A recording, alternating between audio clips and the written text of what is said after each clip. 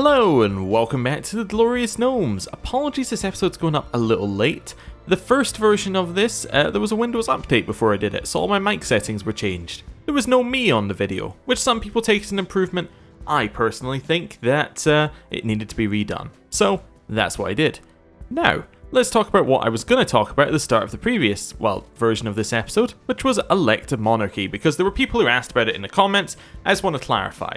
Elective Monarchy is basically everybody who's, I think it's landed person, gets a vote, and they say, I want this person to be in charge. And then after that, that person's in charge. Now, the reason why I was saying that we got to pick our ruler in a previous episode was basically that you can basically fix the election. You can say, hey, I'm going to bribe these people to vote for me, I'm going to make them like me so they'll vote for me, and all of that sort of stuff. You can choose people that are more likely to be voted for. So there's definitely ways around it, and I quite like elective. However, for this one, primogeniture is very simple. It's first child, in charge, easy. Nothing we need to worry about. We don't need to go bribe people, we can just focus on conquering things. And talking about conquering things, somebody was suggesting that perhaps we should build more buildings. Here is my logic against building buildings right now. Now, obviously, there's two different ways of going about it. If you build buildings that give you permanent benefits, those permanent benefits will stack over time, and then eventually should outpace your temporary benefits, as your temporary benefits don't scale. Your temporary benefits are the same for the entire game. So if you go and get mercenaries, those mercenaries 100 years later, they're going to be the same mercenaries, right? I think they have a higher tech, but they'll be the same essential things. You get 1,000 troops for 100 gold. That's the same deal. While the gold that you're spending in here, it's not always going to be the same, because you have things like the keep, which give you multipliers to the troops that you're adding into it. You get more troops at each level, you get more buildings unlocked, you get more money coming in, and this is more of a slow snowball here. While mercenaries, which is the other thing we're spending our gold on, is very much a fast snowball. It's I have troops that are this level, they are able to beat you because we have more troops right now. There's no kind of subtlety, there's no I'm going to get better over time. This is we are going to be better at this exact second in time, which is what I'm going for. And the reason I'm going for is that all of these places have very high garrisons. And the problem with them having high garrisons is that we are just simply not going to be able to have the troops quick enough for my liking to be confidently able to conquer them without mercenaries. So that's why I'm conquering them with mercenaries. However, I see the other side, and I have gone with the other side many times, so that's the logic. Now, I wanted to look at Najara, because I have future knowledge. My future knowledge is that these guys are in a bit of trouble, because they are getting absolutely destroyed in their war. They're getting, absolutely trounced. They have no troops, they're just in a bad situation. So, we could potentially attack them. We have 4.8 available, we have as many troops as they have available, and we can get more of mercenaries. So I think we should probably attack them. I'm going to wait till we have 200 gold and then just raise our troops and attack. And that's my plan. We'll see how it works though. We'll see how it works. We'd also have a defensive pact against us because we have enough threat to have defensive pacts. I didn't realize that we were going to have any, but hey, there you go. I've been loyal to my patron for some time, perhaps it's time to find a new spiritual guide. I am going to do that, and the reason I'm going to do it is because, again, with the mysterious knowledge of the future that I have, we do actually have one which is pretty good in here, which is attrition minus 5%. So we also get extra health. What we're giving up for this is 1 martial, but what's really nice about that is attrition minus 5 means we generally just don't take attrition around here, which is good. I really don't like attrition, so not taking it is just a great thing. Just going to wait for our money to go up slightly, and then we'll see about this war. So they just had their capital taken. We still have, we have 4.7, sorry, troops. I think we're ready to go. Let's declare war. I want a holy war for Baldur's Gate. Let's go. I'm going to raise all of our troops. We're not getting any mercenaries for this war. We're just going troops. They're all going to merge in there. Over here, now I do have some troops raised on this one, so I can go boats. Get on boats. Send them over as well. We'll drop them in Cloakwood. These guys are getting disbanded. Am I missing anyone? No, you're moving on the boats. That's fine. Awesome. Let's see how this goes. Now, they may find a way out of it. However, so far, they don't have any more troops. So we should be fine. We have more troops than they... Well, we have equal number of troops to them. And they're in other wars. They've got other problems, right? So we should be fine. Although I think I saw them moving across here. We want these in here. Disband. We are still making money. So we will still be able to buy mercenaries if we need to. It's going to buy a fort here, actually, as well. Just so we don't take attrition. Not that we should, but so that we definitely don't. We have some really good leaders available right now.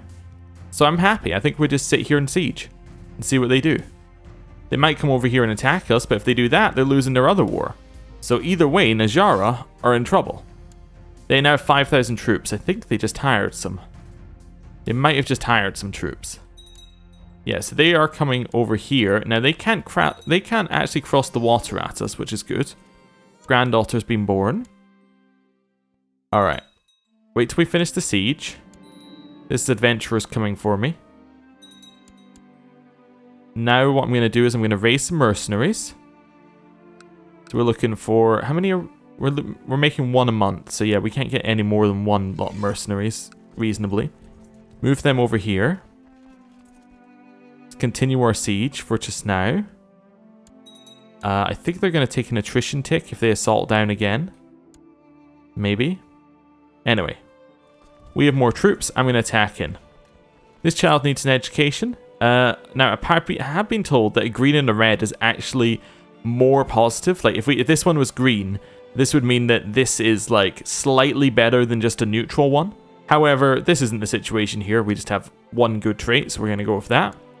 We're going to go for Guardian, and we're going to give that to this person. Right. And now, they are absolutely trapped. It's farmlands. We have more troops. We have better leaders. They should get destroyed. Like our leader in the center, theirs is a 27, which under any other circumstance would be fantastic.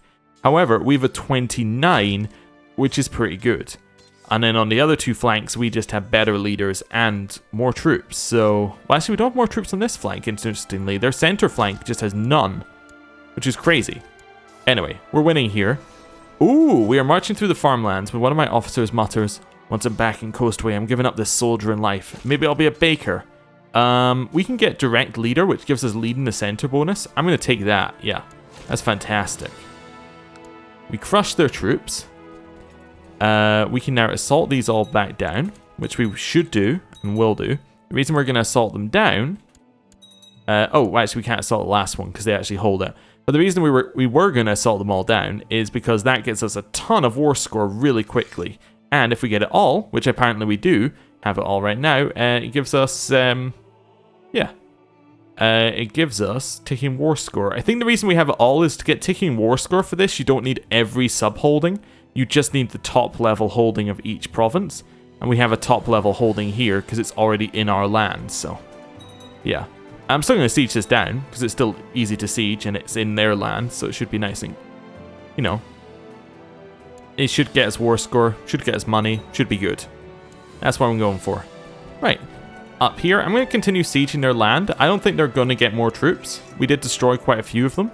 I think as long as we keep sieging, we're not going to run out of money, because each siege gets us money at the end, so I think we're quite happy to let our war score tick up to 100 while sieging their land. And that seems relatively good for us. I mean, if they come back, here's the thing. We just attack them again, but this time it's even easier because they have less troops. I'm in the middle of battle. I catch the sight of a boy wearing the same colours as I am. I've just enough time to notice the fierce expression on his face when he is struck down. I feel a pang of guilt realising just how much he reminded me of my son, Yenjin. So I can become patient here. 100%. Patience is a brilliant trait. +1 to 4 stats and 20% defense. I will take it. Also, I forgot to move us into the center, but that's okay. We can do that now. And then put that guy on the side. You heading up here? No. Okay, that's fine. We're at 99% war score. We're just going to move over to Arlon. And there's 100%. Offer peace, enforce demands. Nice. I'm going to disband all the troops, deliberately disbanding the mercenary. Give this temple away to someone else, which we can then transfer the vassal under this guy. So that'll be that one. Cool. Over here, we can do the same thing. We'll just make a new one, except that we can hold on to that bit of land. Awesome. Right, now, time to test something. I already know what the answer is. We can't test it right now, but the test is, will we be able to create the Kingdom of Baldur's Gate once we've destroyed the League of Baldur's Gate, right? Because the reason we can't do it right now is they're at war, but they'll stop being at war soon. But the reason is, I was told that this special creation condition will go away if the League of Baldur's Gate does not exist. So, let's try it. That's, yeah, it's the experiment. I know the result of the experiment, but we're still going to do it. Because you haven't seen it on video, even if it was in the video that never happened. Yeah. Exciting stuff. Let's have a look at this guy here, sorry. We go back to this guy. How's your war going? You're currently in a revolt against the rule, which he's winning. Yes, that's not going to last too much longer.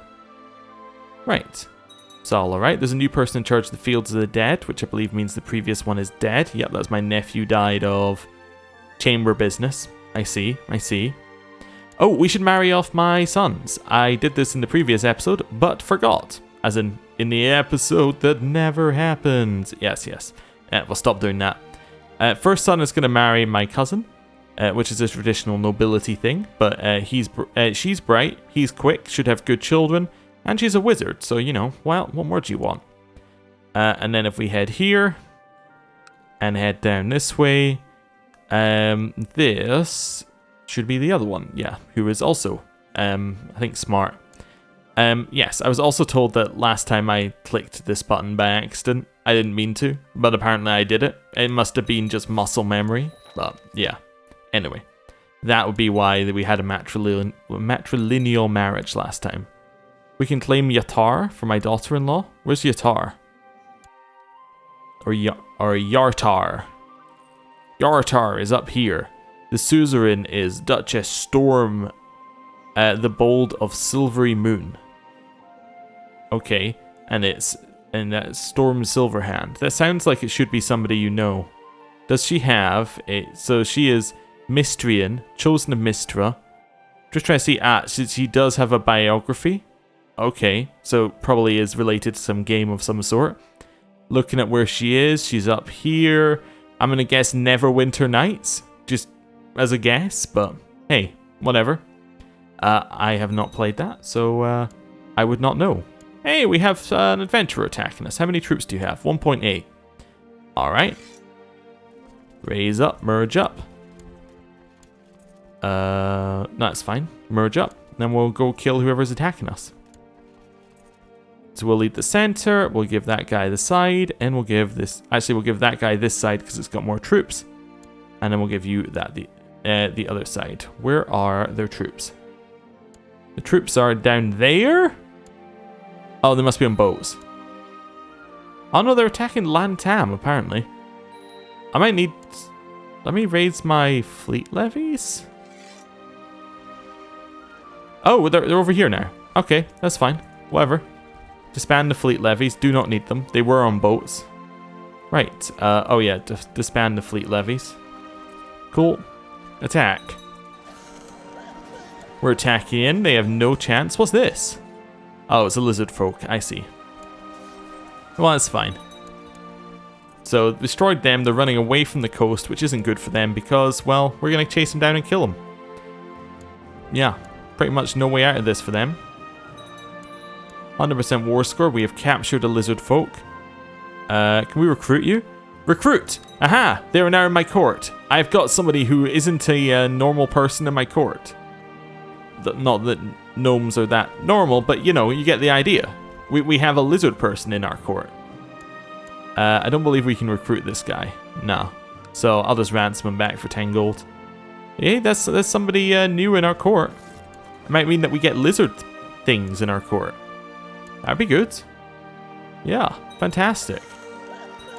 What's this one? My mother inherited some land. Okay, well, we'll enjoy getting that in the future. Here, I'm going to take infantry just to further make them better. We could get some more military organization and actually get retinues. I'm not going to do that right now. This child, really good at intrigue, not really good at anything else. Guess you're going to be an intrigue child. we're going to give you... Yeah, you can educate him. That's fine. And we can assert Baldur's Gate. I'm going to do that. Right. So we now have Baldur's Gate. Cannot create the kingdom. It's just not an option. We'll wait till we have the money as well. There we go. Definitely have the money. Cannot create the kingdom. So let's, with the duchy existing, we cannot create the kingdom. Now, I was told, to be fair, you had to destroy it. So, destroy the duchy. That's fine. We will wait. Okay, we'll wait till the end of the month just to be 100% sure. Aww, we lost Diligent. Anyway, end of the month. Kingdom, cannot create. Still need to be a republic.